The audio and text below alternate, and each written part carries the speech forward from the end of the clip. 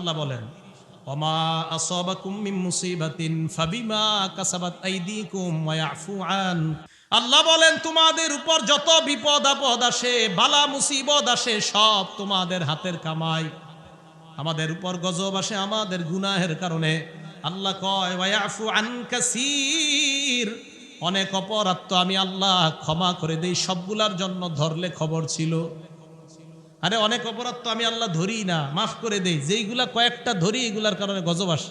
সব যদি ধরতাম তো তোমাদের অবস্থা খারাপ ছিল।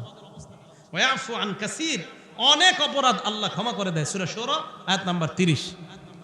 এগুলো এক নাম্বার কথা। দুই নাম্বার, ইমানদার যারা আজকে থেকে গুনাহকে পাহাড়ের মতো মনে করবেন। বলেন ইমানদার ছোট গুনাহ বড় গুনাহকে কিসের মতো মনে করব?